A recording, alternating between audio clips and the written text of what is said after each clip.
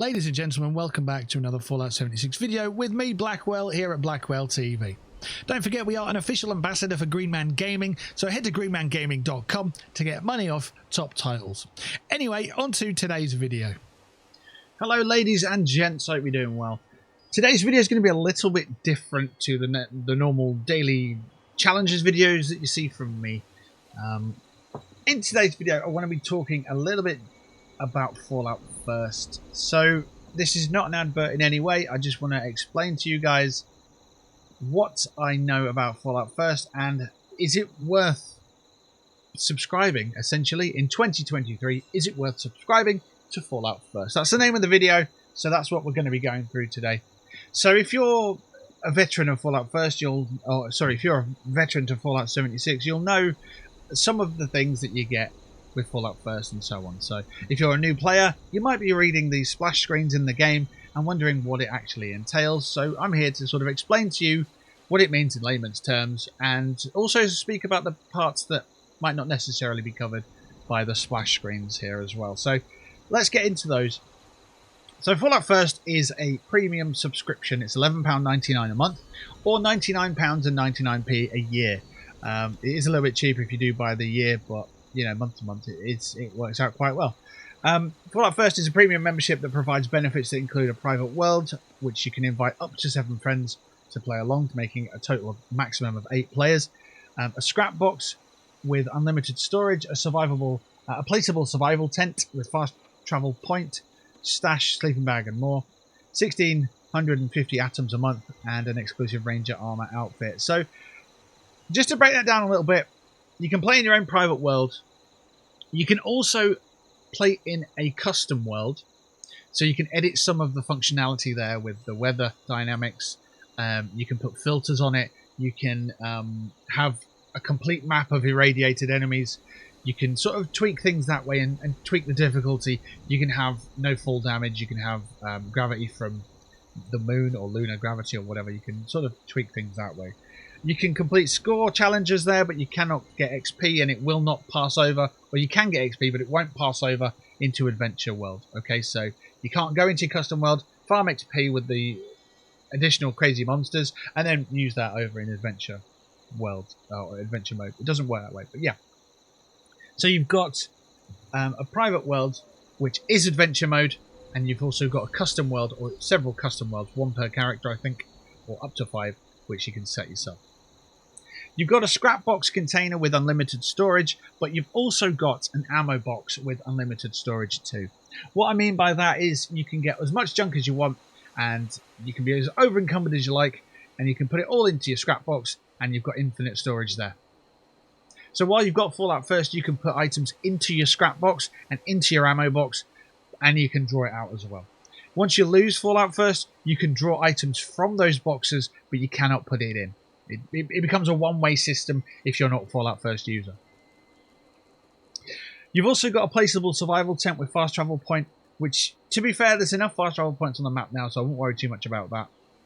But essentially with that one, what you've got is a scrap bench that you can move around. So it could be a tinker's workbench, for example, that you place down if you're in a pinch, and then you can break down your items for raw materials before putting them into your scrap box or stash box. You can also sleep there. You can also cook food there, maybe play an instrument or something like that. You also get 1,650 atoms per month to spend in the atomic store, which is pretty good. You can buy things and so on. We'll get into more in a moment. And an exclusive Ranger outfit as well. But like for that, I will say the Ranger armor outfit and the unique icons and emotes, the outfit as such doesn't really get worn by anyone anymore. The novelty for that item has very much worn off, so expect that to wear off if you do. If you're thinking the Ranger outfit's really cool, that's great. Let me just show you an image of it now. If you're looking at that outfit going, oh yeah, New Vegas was awesome, great, but that novelty will wear off, so that benefit will be gone, right? If you're no longer a Fallout First member, you still have access to that outfit, so you don't need to continue your subscription for that. Okay? Right. There are additional things which we haven't mentioned yet, which I do want to get into. Let's just see if the splash screen says anything more on these. Let's have a quick look through. So that's your private world, which we've spoken about. That's the outfit that we've briefly touched on. And finally, we've got the scrapbox, etc. So we have spoken about that stuff. Okay, great. So I want to sort of go into more detail on things that haven't been spoken about, and also, you know, the pros and cons of that. So I've picked up a month of Fallout First. Okay, so I've picked up a month. I think it's good value, and I'll explain why as we speak through this video. One thing that hasn't been mentioned at all in those splash screens is the scoreboard. Now, we're currently in Score Season 13. Season 14 will kick off on the Tuesday, the 22nd of August, so a couple of days away. And this is also a good reason why it's a good idea to get Fallout First at the moment. So with the scoreboard, you get 100 levels of free content, right? So you can unlock consumables, you can unlock weapon skins, you can unlock caps, atoms, camp items. But you'll see that a lot of these unlocked actually have an additional tile next to them, and they're for Fallout First members. So if you are a Fallout First member, you do get additional benefits from the scoreboard.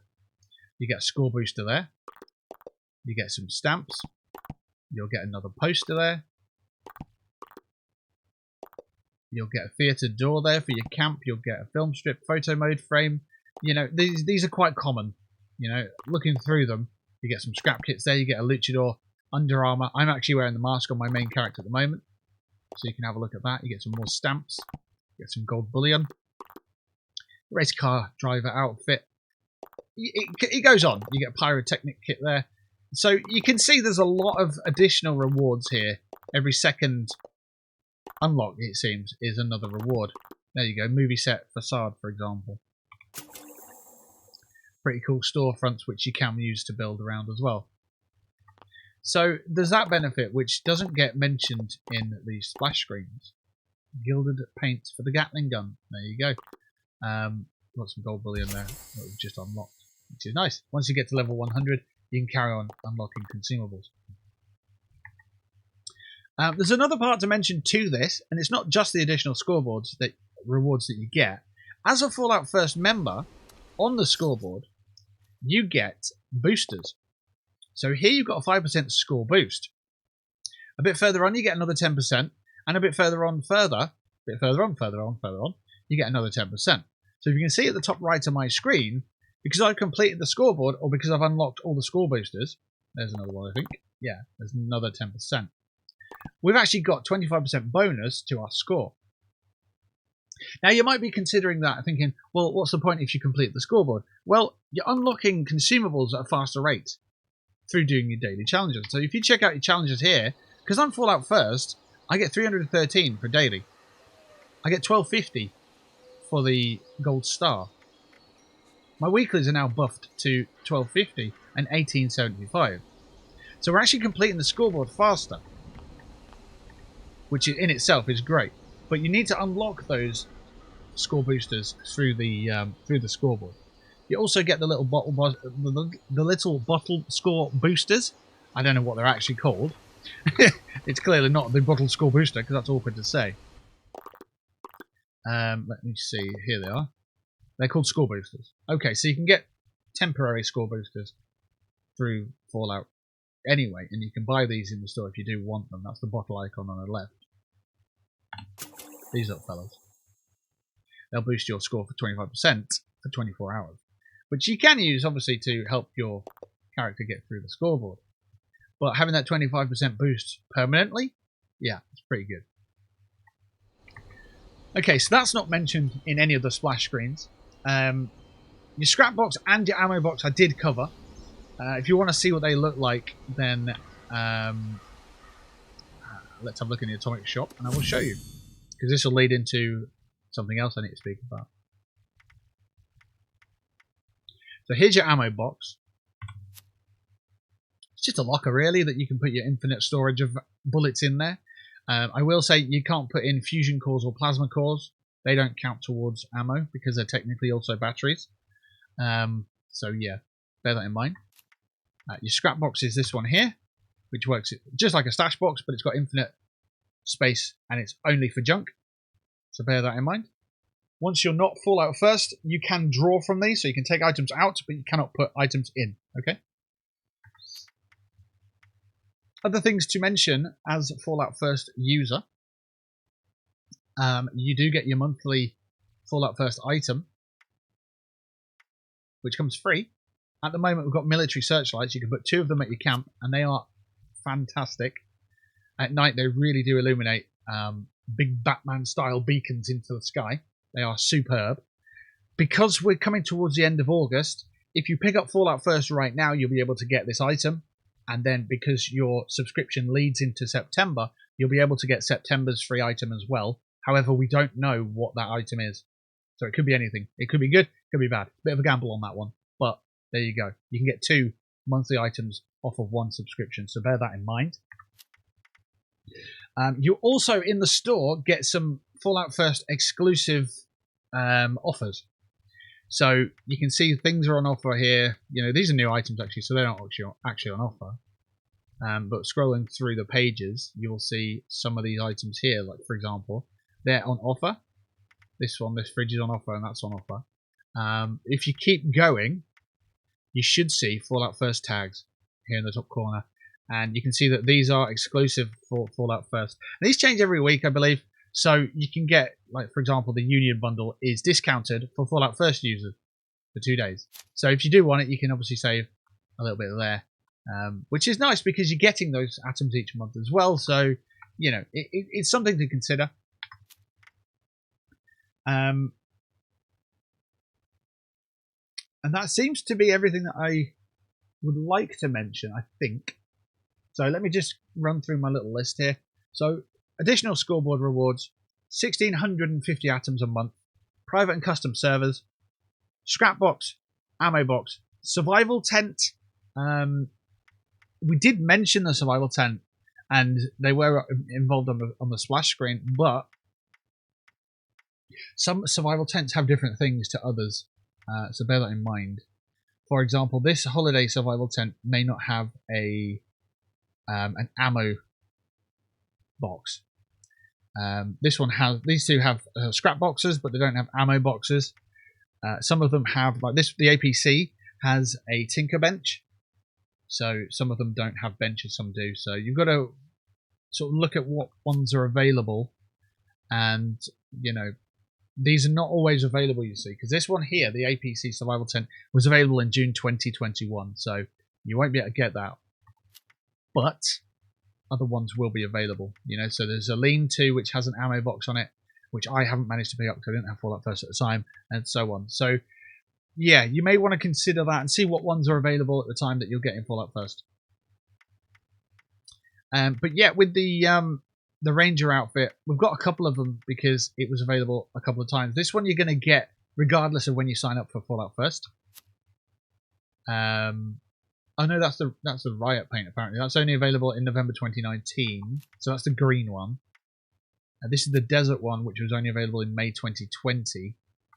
But these are different from the original. So the original you will get for being Fallout First. There it is, this one here. So you'll get that when you get Fallout First. But there are some other variants as well. And there's a coat for it. So you never know. The next month's item could just be a reskin of one of the existing items. It could be something daft. And there have been things that have been daft in the past. But it could be something that's pretty good. You get Funky Mothman emote and the Protectron Shuffle, which are 2 of the best emotes in the game. They're not outstanding, you know. You're not going to replicate the John Travolta scene from Pulp Fiction, for example. But you're going to have a bit of fun with friends, essentially. And that's what it's about, isn't it?